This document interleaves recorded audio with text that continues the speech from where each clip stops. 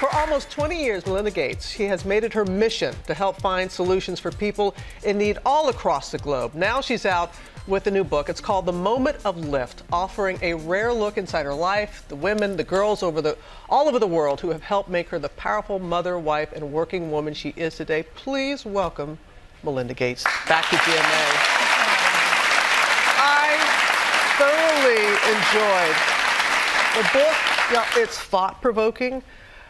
What made you want to write this book now? Because equality can't wait. I feel like we have this moment in time. This window is open. Yeah.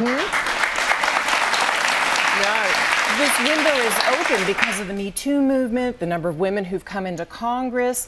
But yet, if we don't use this window of time, we won't really get equality. And even at the current rate we're getting women into Congress, which looks promising, it's still going to take us 60 years to reach equality in Congress. 60 years, and that's too long. No, it is. And that's what you do. You back up, I'm telling you, back everything up with data. You talk to people, you get the real stories, you get everything behind that.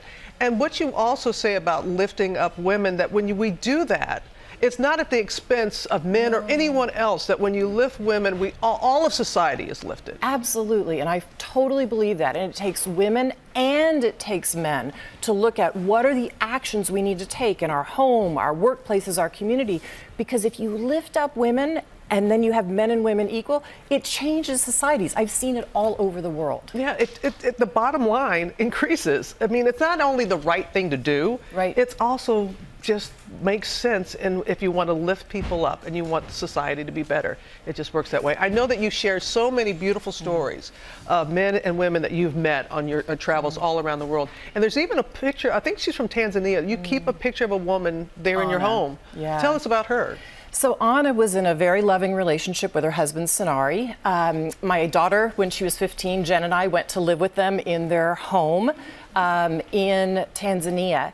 And at the birth of their first son, Sonari came home from the fields one day, and Anna was sitting on the doorstep with her suitcase and her little baby boy. And she said, "I can't stay anymore." And Sonari was heartbroken. He said, why can't you stay? And she said, "It's too arid here. I have to walk, 10 miles every day to get water and back. I can't nurse our son. I can't cook meals." And so instead of moving back to her homeland, which was more lush, Sonari said, "What can I do?"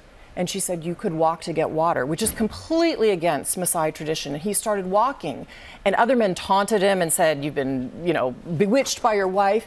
But then other men started walking with him, and they started to realize how hard this was every day and how much time it took. And they started bicycling, and eventually they decided as a community to build wells and water pans in their area. Wow. When you walk in somebody else's shoes, and you name what you need, and it takes courage. It does, and it takes courage. You revealed some things about yourself. You are, I don't want to say reluctant in being a public figure. You write about that too, because your husband and your family, but you knew that the bigger cause, you had to step forward. You shared something about, before you met Bill, before you were married, about being in an abusive relationship. Why did you feel that was so important to share? Yeah, that was the hardest part of the book to write by a lot. And I have only talked to family and friends about it in recent years, but I thought it was important to write because what I realized was I completely lost my voice. I lost my self-confidence.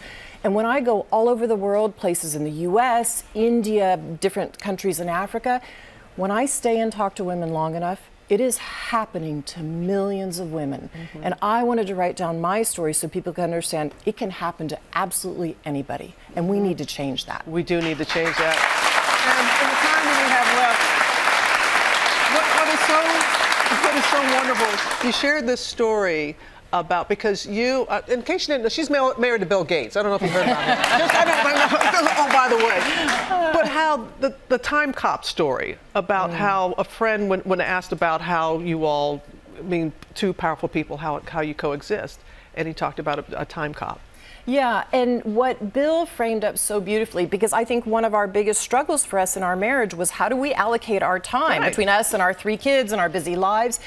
And what Bill said, I think said really beautifully, was he realized that it wasn't good for either of us to be the time cop, even though I had felt that way, but that it's having shared goals for your family and your work life, that then no one's the time cop. Everybody's trying to figure out what's the right allocation of time given our goals as a family. And so when you heard him say that, you're like, he's got it. He's got it, definitely. He does.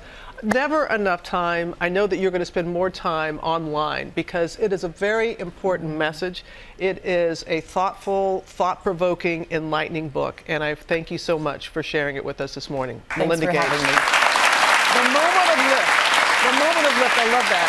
It is out now. Well, hey there, GMA fans. Robin Roberts here. Thanks for checking out our YouTube channel. Lots of great stuff here. So go on, click the subscribe button right over here to get more of awesome videos and content from GMA every day, anytime.